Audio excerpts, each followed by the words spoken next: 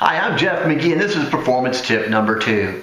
Many years ago in working with my clients, I started to recognize that while we try to be very objective individuals, we are actually very subjective. And a lot of times, you and I need a formula, an instrument, a model, some sort of reference tool we can use on the fly in real time to help us to be very objective in looking at other people. Whether it's people on your team and you're looking at who's the smartest person, the best person, the most talented person to take the lead at any given time, or whether we're looking at delegating and tasking individuals on a team, in an organization, on a committee, so we put the right project with the right person at the right time, or whether it's a tool to help us to become more effective at interviewing and hiring, or someone's transferred into your workspace and you inherited them. So how do you really find out what someone's truly capable of doing? And how do we hold ourselves accountable to not be playing the old popularity game and favorites? Imagine the level of performance success you could have, organizations could have, a government could have, if we truly had the right people at the right time at the right place doing the right thing. So out of that, I came up with a formula, a model called the Player Capability Index Model. Now take a minute and write this down if you get a chance. I'll walk you through the formula as we start to talk. I'll walk you through each one of these letters.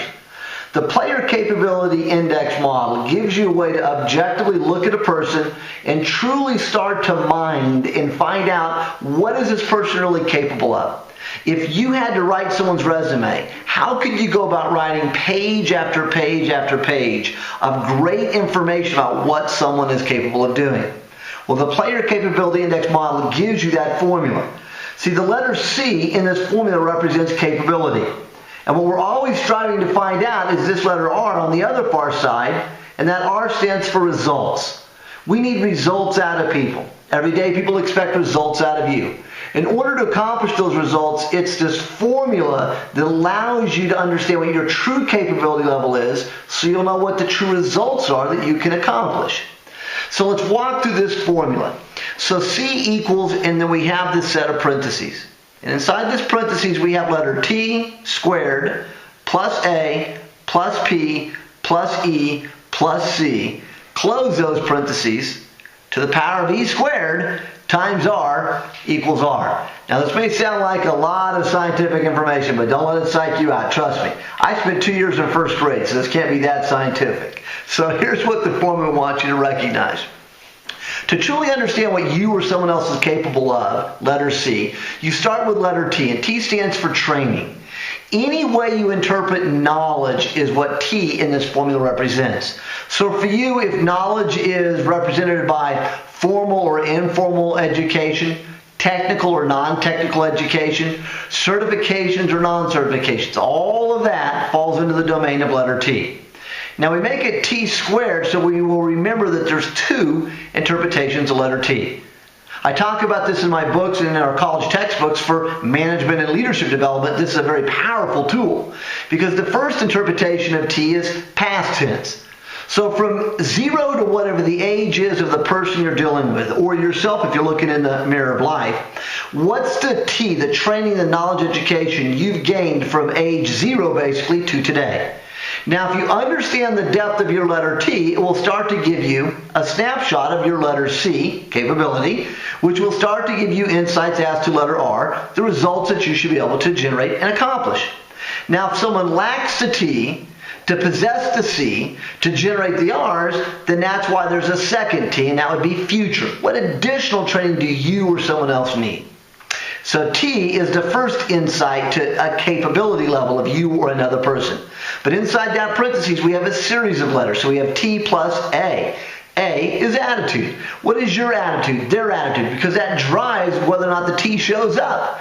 So attitude can be telegraphed through tone of voice, through body language, through gestures, through desire, through smiles, all of those things. So T is training, A is attitude. Next letter is P for performance. What is your performance? What are the performance reviews? What are your accomplishments? What awards, accolades? Those are snapshots of performance. So we have TAP, E. E is experiences. It's important to know you and the people around you. What are the collective experiences? What are the individual experiences of those people? What have they done in their life, and what experiences shape how they think and how they feel and what they're going to do and not going to do? Experiences. And then the last letter inside that parentheses is letter C for culture. The cultural backgrounds, whether those cultural background influencers are geography, you were raised in Birmingham, I was raised in Seattle. Or whether it's, in essence, job experiences. You worked in white collar or blue collar. You worked for an accounting firm or the military. In essence, those are the variables. So culture is not just ethnicity or gender. It's also, in essence, generational, geography, backgrounds, experiences, work, all of those cultural snapshots. So inside that formula, you have, in essence, T plus A plus P plus E plus C. That gives you a snapshot of your capability. Now, it's to the power of E squared, and that E squared, that E stands for expectations. Two sets of expectations, you and the other person. So you can have tremendous depth of TAPEC, those letters inside the parentheses. But if you have low expectations of yourself on any given day, you'll never bring your A game to the office, as they say. So what are your expectations and what are the other person's expectations? Because that's going to influence and drive a person's capability level. And then we have, after that E, we have times R. That times R is critically important because that R is about relationships. Who do you know? Who do they know? Because that Rolodex of life, that sphere of influence, that Facebook, if you will say, of influencers, good and bad, will influence how a person sees himself and how they will operate. So how do you look at yourself in terms of your true capabilities, and how do you look at someone else in terms of their true capabilities?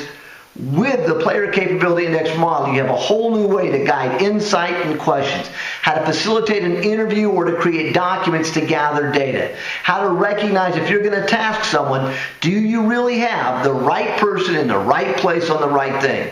And if you know what your weaknesses are by self-evaluation and using this formula, then imagine the level of success you can have if you surrounded yourself with people who their assets, their strength, complements your deficits and weaknesses. I'm Jeff Magee. Thanks for watching. Thanks for participating in this performance tip number 2.